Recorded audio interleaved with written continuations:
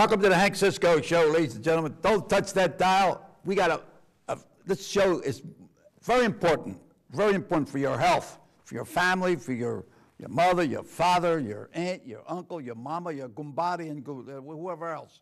Okay, so, but I just want to say one thing before we start the show.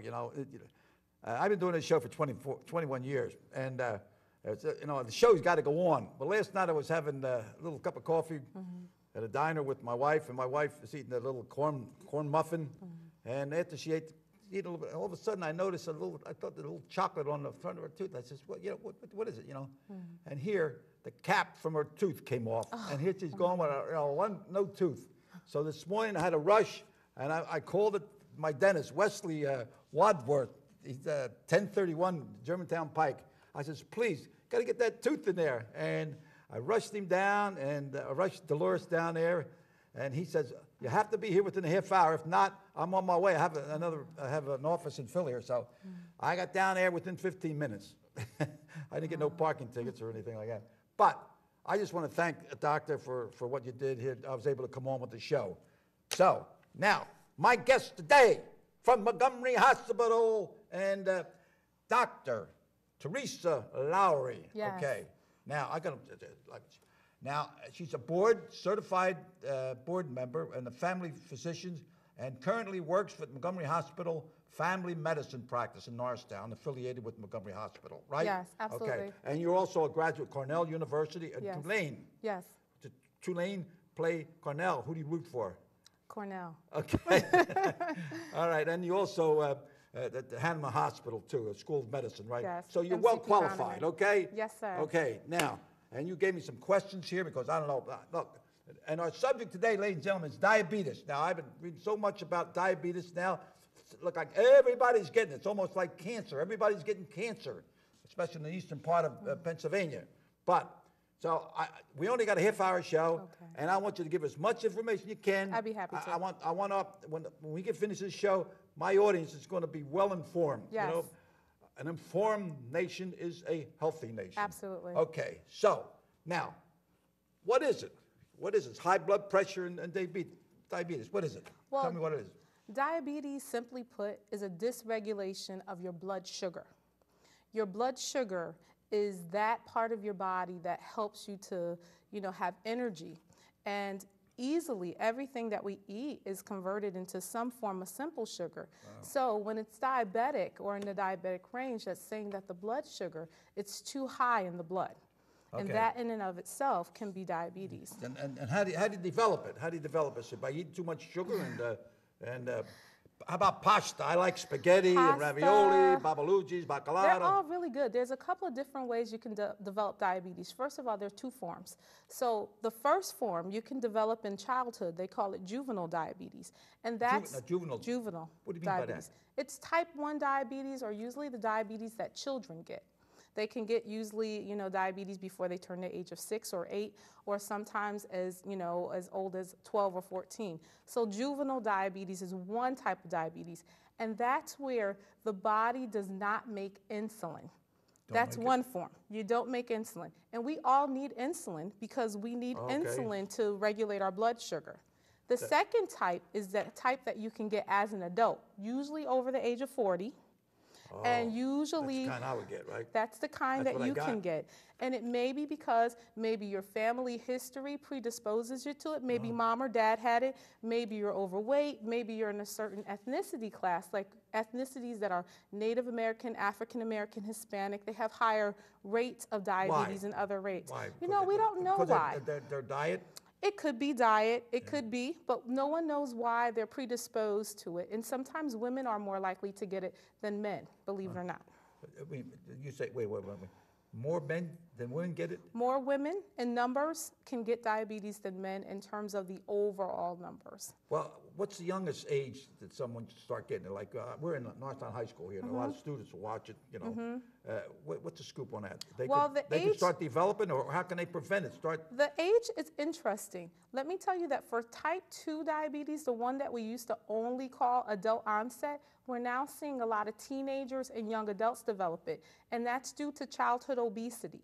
That's due to mostly the diet. Eat too much. eating too much, you know, of a good thing, too much pasta, too much food in general, and being overweight can predispose you to it. Well, you know, we got to have those things in the right Moderation. portion. Moderation. Moderation. Well, now, so somebody's listening here and say, well, they don't know whether I have diabetes. How are they going to? How They would don't want to go to the doctor. They want to check Yeah. themselves, or they go ask somebody. What, you know? That's what they'll say. Do you have diabetes? Yeah. Well, tell me. They're trying to get their information from somebody that Sure. has it instead of Sure. going to the doctor. Sure. What's Let's talk about some symptoms. Do it. Some of the symptoms of high blood sugar that can cause diabetes may be What's the excessive. effects of that? What do you get, dizzy or? You still- can get dizzy. You may be running to the bathroom quite often, to urinate more often. You may be thirsty a lot. And You your may mouth gets dry? You may have dry mouth, and that may be one sign or symptom. And for other people, they may be very, very hungry, almost like an And insatiable you get appetite. that's what they call a manjum. They eat a lot, right? could. They want to eat a lot. They and might. Then and that, They might. And That so a makes lot sense. of people say, I keep running to the bathroom to urinate, and I don't Right. know why. So that's a possibility as well. huh, I never. All right, now how they administer it? Well, I don't know what the word. Needle or pill, right? Right. What's the Possibility. difference? If you have type 1 diabetes or the juvenile One type, is worse than two. not necessarily. It's just that if your body does not make insulin, as in type 1 or juvenile diabetes, you can only use insulin. And that's because your body no longer makes insulin. If you have type 2 diabetes, it really depends on how long you've had diabetes. For type 2 diabetics, it's not, for many of them, it's not that their body doesn't make insulin, it's that their cells may be resistant to the insulin. So we can maybe take medications that will help okay. our cells become more friendly to let Yeah. insulin inside the cells. Yeah, I know. I have some friends that they have to take a needle. You know, they inject themselves with it. You know. Yep. And, but that is, I never knew that. I just thought that's, in other words, a needle because the other one's not working. The one use the other one because the other one's not working. I see Well, that. but- sometimes it's a little bit of both. Sometimes if you've had diabetes for a very long time and you're an adult, your body stops making insulin. It almost gets exhausted. And that's where the needle comes in. Or if you have very high blood sugars as a type 2 diabetic and you're uncontrolled, they will often try insulin as a measure to help control it. You know, I listen to talk shows and everything, and people listen. They say, "Well, they hear you talk, and you're saying this, you're saying that." But let's stop right now, okay? And I'm going to say with a hard question: Sure. why is uncontrollable diabetes so dangerous? Okay, we're talking about danger, okay? Dangerous. Here. It's dangerous because uncontrolled diabetes can affect, first of all, diabetes can affect your nerves, your eyes. It's the leading cause of blindness in this country. You've heard of people have retinal detachment, macular degeneration. It can affect the eyes, it can affect the nerves. You hear people getting numbness and tingling in their hands and in their feet. We call that neuropathy. It also In can other affect words, your kidneys. And then wind up with amputation. Absolutely, because it can also cause small vessel disease, so peripheral In vascular other disease words, where the things blood don't flow flows, as well. the further it goes away from the heart, Exactly.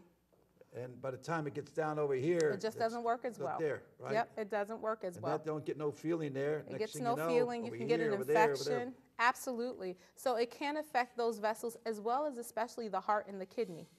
Right. Is there a cure for it? Is there a Listen, cure? is there a cure for it? There is no cure yet. There is treatment. You know, I'm just thinking now, you know, Alzheimer's, no cure, No cure. the no survivors.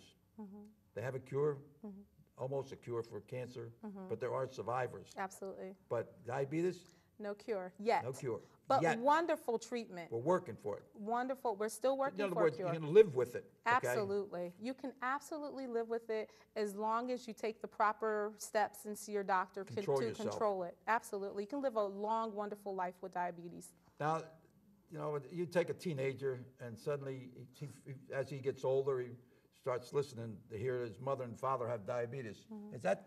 Did they inherit that, you think, or what? You can have a predisposition to being to being diabetic. However, it all depends on how well you take care of yourself as you get older. As you get older, you want to control your weight, you want to control your blood pressure, you want to eat right, and you want to keep your weight at a reasonable level. That always helps with diabetes. In particular, where you distribute weight is very important. You really don't want to put on weight in your midsection.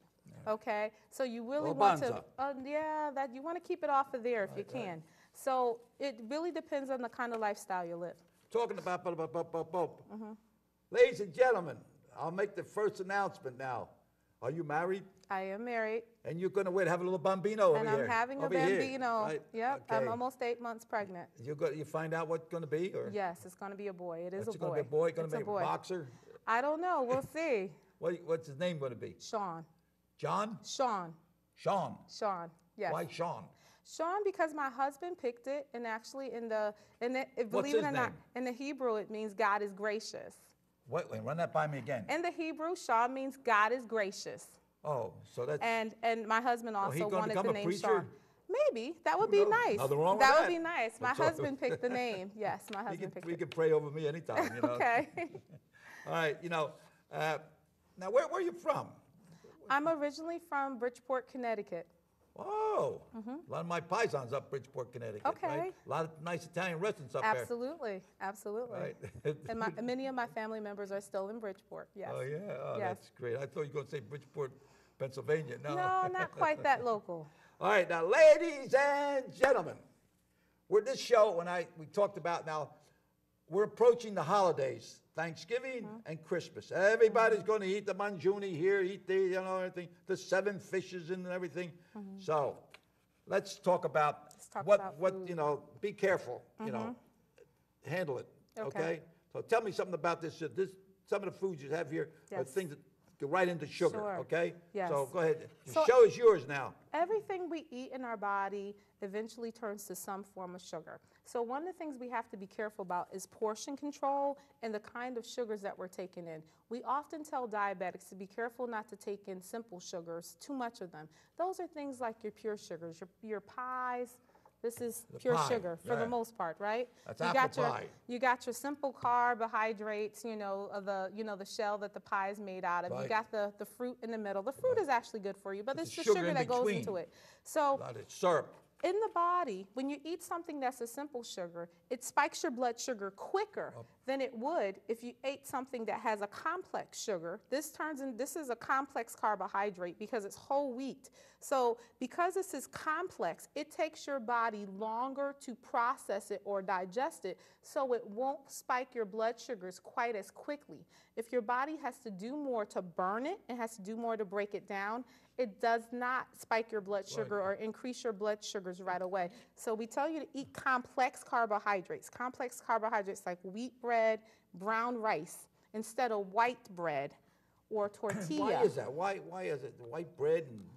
Well, it's because it's what they call a simple carbohydrates. Carbohydrates make up 80% or so of what we take in, but in our bodies, these things turn into simple sugars and they spike the blood sugar right away. Instead of it taking the body longer to break them down as it would a complex carbohydrate, it will take this longer to spike our blood sugar. Well, so we digest it longer. You jump on something like putting something in your stomach. It's almost like if you drink alcohol, take a shot or a beer or something on an empty stomach, it goes through your blood system faster. That's why they tell you to eat a little bit of bread or something that'll soak it up a little bit. Absolutely. So it's almost in a roundabout way. Very similar. You want to watch how much you're eating, so you want to stick to serving sizes. If you're going to have simple carbohydrates, you want to have something really small, such as this. You want to have a small baked potato. A baked potato. Now, this is still like a simple carbohydrate, but you see how small that is in comparison to the baked potatoes that we often have at restaurants? And if you're going to do something that is simple and not complex, like a wheat, you want to actually have this kind of a size of a bagel. Not so big, not the whole bagel, but something small. Small portions. Small portions. So it's not that you can't ever have something that may not be the best for it, but you have to make it smaller. Okay. All right. Now, how about the meat there? What's the scoop on the meat? Well, if you're going to have a meat, it really should be about 3 to 4 ounces of meat. So a hamburger patty would be that size. And if you put the cheese on top, that kicks it up a notch. Well, it can. It absolutely can, but put 1 slice of cheese, not 2 or 3. And then you want to have about this size of your red meat or your steak, and you want to actually trim that fat. Get that out of there. Get that out of there. So you actually want to have a lean portion of any type of red meat that you're taking in, any kind of meat that you're taking in. Now, how about that? What's that, an egg there? What's that? Well, this is a shrimp. you know. Oh, So, shrimp. you know, What's the scoop on the shrimp? shellfish is very good for you, but you want to make sure you don't overdo shellfish because shellfish has cholesterol in it, believe it or not, And just then like red meat does. So you want to be careful of those things, that you don't overdo it, but this is just, you know, once a serving of shrimp or ham, like Canadian bacon. How about that? What's that? That's, you got to be careful with the ham. You should be careful with the ham, especially if you have diabetes and, you know, you may have high blood pressure because there's a lot of sodium All right, how hidden about in the these fruit foods. over here, the vegetables? What's the scoop on that? Fruits are How always about this? good. What's this? Cornbread. Cornbread. I like cornbread. We're going to have that at When Thanksgiving, I was right? stationed in Atlanta, Georgia, and I have cornbread on the table Right, every day. absolutely. So cornbread is still really good for you, but look how small that cornbread is as Yeah. compared to some of the pieces that we get at our table. We had some here on Halloween. We had that with the beans and the Yes. meat. What do they call it? Chili con carne, right? That Yes, with the cornbread. absolutely, absolutely. With the cheese on top. Oh, that sounds really Yeah, a little good. bit. You're making me hungry, actually. And so be Now careful the with vegetables. This the is what we're vegetables. talking about. So we want plenty of vegetables. We actually want half of our plate, if we're making up a plate, to be vegetables that can be from any of the green vegetables, especially not just the starches like the corn and the potato. When we make up our plate at Thanksgiving, we want exactly half of the plate to be things like green vegetables and salads, Right? coleslaw, salads, collard greens, broccoli. Right. Collard greens, Yeah, right. collard I got that, greens. my buddy. Right? Yeah, absolutely. Down south, I got that. And hominy grits, and that I used to get that in the morning. But hominy grits, and then I used to put butter in there, and then I put the jelly, you know, Absolutely. and I'd stir it up. Sometimes cheese and grits. Well, you know, my family's from the South, although we live in Connecticut, so we do like grits. Oh, man. So half of the plate should be some type of vegetable, and then a quarter should be these things. Cook spaghetti and the sauce, I Sure. put peas in there. you Yes. know, and I put mushrooms. Good. Mushrooms don't have much value, I guess, though. Well, but don't hurt you, right? They don't hurt you, and No. they're good taste. You know, So I used- adding the sometimes peas I is put mushroom helpful. on my pizza, too. That sounds good. Yeah, good. Sounds So- good. All right, what else we got there? How about the cereals? That cereal over there? Yeah, And so bananas and something like, you how know, about Grand cantaloupe Flakes. and watermelon, the same Another family. serving. You know, we want you to have fresh fruits and not just the processed fruits that come out of cans. But the point is, fruit has sugar. Fruits do have What- sugar. What's a scoop? Well, the You scoop gotta is eat all fruits things in to stay healthy, moderation. and then you eat Absolutely. the fruit, and you get. Absolutely. So we don't want you to have half the cantaloupe. We want you to have a portion Oh, of the okay. cantaloupe. Moderation again. Moderation again. These are serving sizes. So this is a healthy serving size of this particular kind of fruit. And even cereals in the morning. Cereal's going to turn into sugar in the body. So Oh, will yeah? everything else. I usually have bran. Okay. I have bran. That's and good I have for a you. little banana. That's good. And then I have strawberries when they're, whatever. Bran is excellent and a because little you get grape. more fiber out of the bran. And fiber is actually one of those things that will help you with your That's the reason why I eat cholesterol. the cereals, because of the fiber. Excellent. Right. It's good for your digestive tract and it's good for your cholesterol. Now, here's some figures, okay? Yes. Come on, let's say, we're not sitting here talking about, well, this is a Norristown problem, it's not a Connecticut problem. This is a United States of America Absolutely. problem, okay? Absolutely. Worldwide. Absolutely. Tell us some figures you got So here. basically, we're learning now through some statistics that about 24 million Americans have diabetes. Both Have it. Both type 1 and type 2. And they're projecting, And they're projecting, this is the interesting thing too, about 57 million Americans are what we call pre-diabetic. They are right in that range, right in the stage before diabetes. So you have more than half of that number that's pre-diabetic.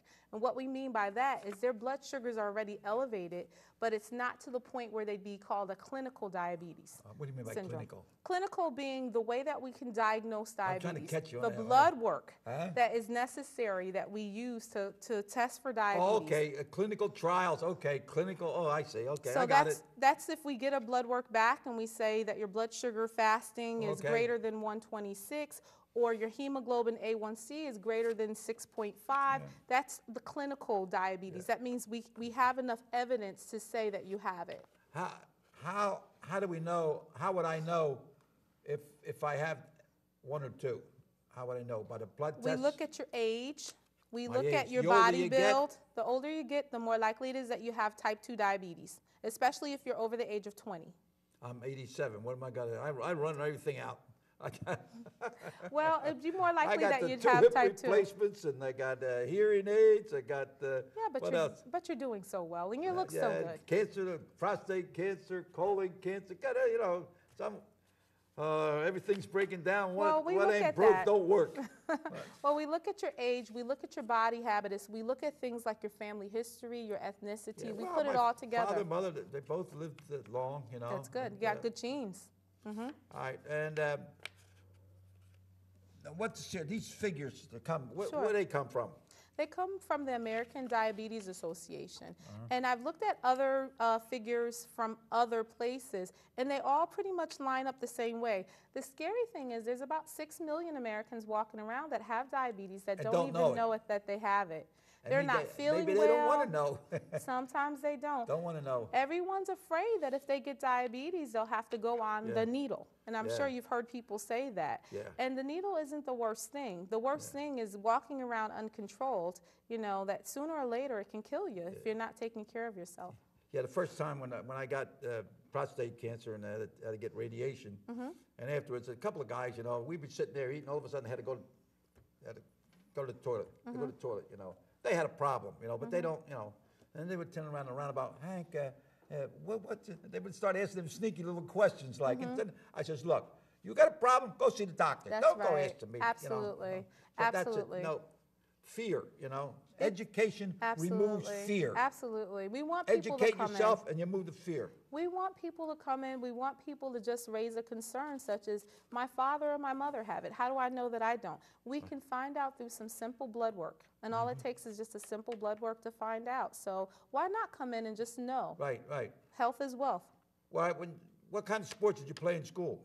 I played basketball for 1 year. I did theater. I mostly just played basketball for 1 year. Are you in the theater too? I did some plays, some musicals in school, but I was mostly into the academics. Well, we're working on a theater here in Norristown. We Oh, have great. a big show. Yeah, in Okay. fact, there's a show opening this Saturday at the Center Theater. Oh, great. Yeah, great. You got to hook up one of these Okay. times. It's really Sounds good. Good show. How about your husband? What's his name? Well, my husband's name is Dr. Wes Bailey. He's a doctor too? He's a doctor, What kind too. of doctor is he? He's a psychiatrist. Oh, madam, you got everything here. Where's he practice out of? He actually practices, he's affiliated with Grandview Hospital in Sellersville, but he practices with Penn Foundation. Penn Foundation is a non-for-profit association, and they take care of behavioral illnesses. And he works out of Pottstown. He runs something called an ACT team, Assertive Community Treatment Team. How'd you meet him? I met him through a mutual friend in medical school. He had already graduated. I was still in medical Hahnemann? school. He had gone to Hahnemann University School of Medicine, and at the time I was at MCP Hahnemann when both of the medical schools combined. And we met through a mutual friend. How long ago was that? Oh, that we met in 1999, Wow, that's great. That's and we great. married you about both- 7 years ago. So you waited a little while until you got a little bambino, right? Well, we waited a little while. Yeah, I don't blame Absolutely. you. It's a blessing. Yeah. Now, why did you want to become a doctor? Was anybody in your family? No one in my Your mom and family pop. was What a did your mom and pop doctor. do for a living? Well, my mom was a housewife for many years, and once we were old enough to go to school, she became a home health aide. So she works with the elderly and taking care of them. And my father was always a businessman, so no one was in medicine. I decided at 8 that I wanted to become a doctor, and pretty much since 3rd grade or the age of 8, I've kept my mind focused on just wanting to go into medicine. I always thought it was fascinating. The human body was fascinating, and just wanting to help people live a better life. And the people you associate with, that help you gel it together, you think? I think everything that you meet and all the people you meet in life, all the people you interact with, that everyone adds to that. I think for me, it was just, basically staying in the books and keeping my focus on wanting to get into medical school. That really made a difference. Now, we're here at Norristown High School, and a lot of school students, but do you have some kind of help?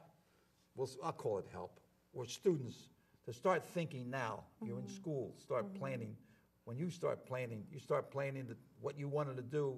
When you start saying you wanted to become a doctor. Well, when you get a goal What's some in mind, advice? Let's use the word advice for students today that are that are high school now, they don't want to go here, they want to go there, they Yeah. want to go to college. Yeah. I got a grandson, he's going to University of Washington. Right. He has to come back on weekends, pop-a-da-boop, you know. So, My best advice to them is to figure out their personality and what they think they enjoy doing, even if they never got paid for it. So think about approaching a career as if you had all the money in the world and you Right. just wanted to get up and do something with right. your life.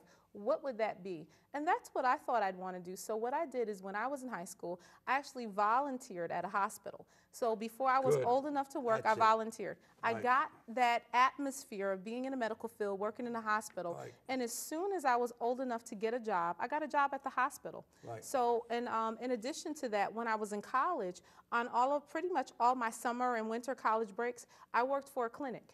And I worked there in that atmosphere volunteer, get to in be there. able to In do other that. words, if you want to swim, you got to get in the water. Absolutely. Okay? Absolutely. You know, I would say get as much experience as possible. Absolutely. You know, whatever it is. Volunteer, check. If you want to become a policeman, check with the chief of police. Say, can I Absolutely. just learn something about it? Can I Learn something come to the about police it. station, just ride around, get the okay to ride around? That's right. And get something to know, and know the community, get to know the people. Absolutely. The most important thing to get to know the people. Absolutely. Okay? Because, you know, it's a big election here, you know, who makes the laws? The people make the laws. The people do. You know what? The half hour is over, and you've been a great guest. Oh, I'll tell thank you. It's been I my really pleasure. appreciate. I Thank appreciate you. Thank you. everything that you said, and I'm Thank sure you. that the audience will get a lot out of this. So, and I want to give you a little token of appreciation. You hang in your office. thank you. Where is it? Over here. Okay. Okay. Thanks And, for being a guest. Thank you so and much. so I want to wish you a lot of luck. And your little you. bambino over there. Thank you. And what's his name again? Sean, Sean. Okay. And he means what? it means God is gracious. You got that right. Okay, ladies and gentlemen, thanks a lot for allowing us to come into your home. And I'm sure, I hope you did to get something out of this. I know I did. And I know my family will be watching this, and they're going to appreciate what all you said. Thank you. And people of Norristown area, I want to thank you for allowing us to come into your home. Thank and you. Until we meet again, may God bless each and every one of you. Thank you. Thank you. Thank You're you. welcome. My Okay. pleasure. And away we go. Now we have a little toast here. Okay? Absolutely. And we say in Italian, alla salute, to your health. Salute to your health. How was it, girl?